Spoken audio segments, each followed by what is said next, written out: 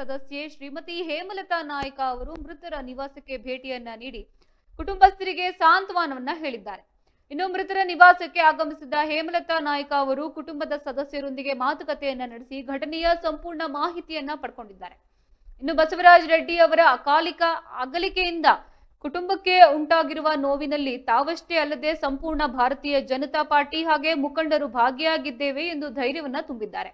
ಈ ಸಂದರ್ಭದಲ್ಲಿ ಬಿಜೆಪಿ ಕನಕಗಿರಿ ಮಂಡಳ ಸದಸ್ಯ ಸಣ್ಣ ಕನಕಪ್ಪ, ಜಿಲ್ಲಾ ಉಪಾಧ್ಯಕ್ಷ ಮಹಾಂತೇಶ್ ಸಜ್ಜನ್, ಮಂಡಲ ಪ್ರಧಾನ ಕಾರ್ಯದರ್ಶಿ ಜ್ಞಾನಪ್ಪ ಗಾಣದಾಳ, ಇನ್ನು ಮಂಡಲ ಉಪಾಧ್ಯಕ್ಷ ರಂಗಪ್ಪ ಕೊರಟಗಿ, ಜಿಲ್ಲಾ ಮಹಿಳಾ ಮೋರ್ಚಾ ಅಧ್ಯಕ್ಷೆ ರತ್ನಕುಮಾರಿ, ಪಟ್ಟಣ ಪಂಚಾಯಿತಿ ಸದಸ್ಯರಾದ ಶೇಷಪ್ಪ ಪೂಜಾರ್, ನರಸಪ್ಪ ಕುರುಗೋಡು ಹಾಗೆ ಮುಖಂಡರಾದ ವಾಗೇಶ್ ಹಿರೇಮಠ, ಪುರುಷೋತ್ತಮ ರೆಡ್ಡಿ, ಅಯ್ಯನಗೌಡ ಸೇರಿದಂತೆ ಹಲವು ಬಿಜೆಪಿ ಮುಖಂಡರು ಉಪಸ್ಥಿತರಿದ್ದರು. ನಾವು ಅವತ್ತೆರಡು ಪ್ರಶ್ನೆಗಳಿದ್ದು ಪ್ರತಿಭಟನೆ ನಡೆಸುವಾಗ ನಾವು ಏನು ಇದು ಮಾಡಲಿಲ್ಲ, ಕೂಗಿದ್ರು ನಾನು ಇದು ಮಾಡ್ಬೇಕಂತ. ನಮಗೆ ಆದೇಶ ಇರ್ತದ, ಮಾಡೋ ಹೊತ್ತಿಗೆ ನಾವೇನು ಕುದಾಗಿಲ್ಲ ಅಂತ. ಸೊ ಹಂಗಿದ್ದದ ಕಾಯಿ ಇದೆಲ್ಲ ಮುಚ್ಕೊಂಡು ಹೋಯ್ತು. ಹಂಗೇನಾದ್ರು ಇತ್ತು ಅಂತಂದ್ರೆ ಎಂಟಾಗಿದ್ರು ನಾನೇ ಇರ್ತೀನಿ.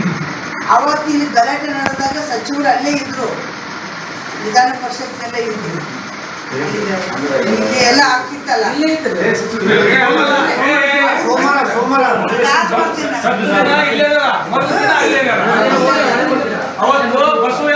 ಈ ಸರ್ಕಾರಕ್ಕೆ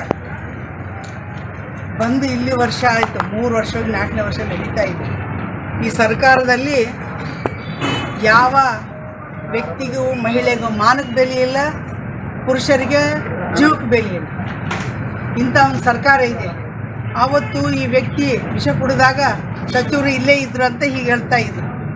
ಮರದನ್ನು ತೀರ್ಕೊಂಡಾಗ ಎಲ್ಲ ವಿಷಯಗಳು ಮಾಧ್ಯಮದ ಮೂಲಕ ತಮ್ಮ ಇಲಾಖೆ ಮೂಲಕ ತಿಳ್ಕೊತಾರೆ, ಇಲ್ಲ ಅನ್ನೋಕ್ಕಿಲ್ಲ. ಆದರೆ ಇವತ್ತು ಅವ್ರ ಕ್ಷೇತ್ರದಲ್ಲಿ ಈ ರೀತಿ ಒಂದು ಕುಟುಂಬಕ್ಕೆ ಅನ್ಯಾಯ ಆಗಿದೆ, ದೌರ್ಜನ್ಯ ಆಗಿದೆ ಅಂತಂದರೆ ಏನು ಹೇಳ್ತಾರೆ? ಅವರಿಂದ ಅವ್ರಿಗೆ ಬರ್ತಾರಲ್ಲ, ಅವ್ರಿಗೆ ಕೇಳಿ.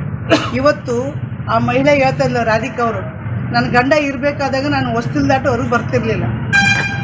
ಇವತ್ತು ನನ್ನ ಗಂಡನ ನಾನು ಕಳ್ಕೊಂಡಿದ್ದೀನಿ. ಏನು ಕೊಡ್ತೀವಿ ಸರ್ಕಾರ? ಇವತ್ತಿಗೆ 8 ದಿನ ಆಯಿತು, ಆ ಕುಟುಂಬ ನೋವಿನಲ್ಲಿದೆ. ಅದನ್ನು ಬಂದು ಸಾಂತ್ವನ ಮಾಡಿ ಕೇಳಬೇಕನ್ನೋ ಸೌಜನ್ಯ ಈ ಸರ್ಕಾರದ ಸಚಿವರಿಗಿಲ್ಲ. ಇವತ್ತಿನವರೆಗೂ ಅವರು ಏನಾಗಿದೆ ಕುಟುಂಬಕ್ಕಂತ ಕೇಳಿಲ್ಲ. ಇಂಥ ಪರಿಸ್ಥಿತಿ ಇವತ್ತು ಈ ಕನಕಗಿರಿಯಲ್ಲಿ ನಡೀತಾ ಇದೆ. ಇವತ್ತು ಬರಗಾಲ ಬಂದು ರೈತರ ಪರಿಸ್ಥಿತಿ ಆ ರೀತಿಯಾಗಿದೆ. ಎಲ್ಲಿ ಬೇಕಲ್ಲಿ ದೌರ್ಜನ್ಯ, ಕಳ್ಳತನ. ಈ ಭಾಗದಲ್ಲಿ ಇಸ್ಪೆಟ್ಟು, ಮಟ್ಗ ಎಲ್ಲವೂ ಅವ್ಯವತವಾಗಿ ನಡೀತಾ ಇದೆ. ಏನು ನಡಿಬಾರ್ದು ಎಲ್ಲ ನಡೀತಾ ಇದೆ. ಅದರಲ್ಲಿ ಈ ಕುಟುಂಬದಲ್ಲಿ ಒಬ್ಬ ವ್ಯಕ್ತಿಗೆ ಸಾಂತ್ವನ ಹೇಳಲಿಲ್ಲ, ಇನ್ನುವರೆಗೂ ಬಂದಿಲ್ಲ ಅಂತ ಆ ತಾಯಿ ಹೇಳ್ತಾ ಇದ್ದಾಳೆ. ಅವರು ಕುಟುಂಬದ ಗತಿ ಏನು? ಅವ್ರಿಗೇನು ಪರಿಹಾರ ಕೊಡ್ತದೆ ಸರ್ಕಾರ? ಈ ಸಚಿವರಿಗೆ ತಮ್ಮ ಕ್ಷೇತ್ರದಲ್ಲಿ, ತಮ್ಮ ಮತದಾರ ಕ್ಷೇತ್ರದಲ್ಲಿ ಇವತ್ತು ಈ ರೀತಿ ಒಂದು ಕುಟುಂಬ ಕನ್ನೆಯಾಗಿದೆ ಅಂತಂದರೆ ಅವರು ಏನೇ ನ್ಯಾಯ ದೊರಕಿಸ್ಕೊಡ್ತಾರೆ? ಇಲ್ಲೇ ಆಫೀಸ್ ಇದೆ ಅಂತೆ, ಆ ಮನೆ ಪಕ್ಕದಲ್ಲಿ.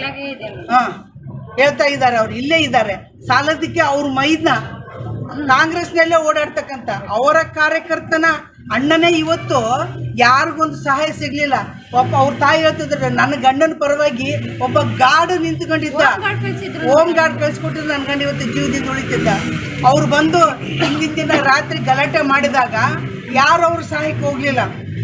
ಅವ್ರು ಕಂಪ್ಲೇಂಟ್ ಕೊಡೋಕೆ ಹೋದ್ರೂ ಅಲ್ಲಿ ಯಾರು ಸ್ಪಂದಿಸಲಿಲ್ಲ. ಹಿಂಗಿದ್ದವಾಗ ನನಗೇನು ಯಾವ ರೀತಿಯಿಂದ ಸೆಕ್ಯೂರಿಟಿ ಇಲ್ಲ. ಅವರು ಭಯ ಪಟ್ಕೊಂಡ್ಬಿಟ್ಟ. ಎಲ್ಲರೂ ಒಂದು 8-10 ಜನ ಅವ್ರ ಮನೆ ಮುಂದೆ ಬಂದು ಗಲಾಟೆ ಮಾಡಿದ್ರೆ. ಇವತ್ತು ನಾವು ಅವತ್ತೆರಡು ಪ್ರಶ್ನೆಗಳಿದ್ದು ಪ್ರತಿಭಟನೆ ನಡೆಸುವಾಗ ನಾವು ಏನು ಇದು ಮಾಡಲಿಲ್ಲ, ಕೂಗಿದ್ರು ನಾನು ಇದು ಮಾಡ್ಬೇಕಂತ. ನಮಗೆ ಆದೇಶ ಇರ್ತದ,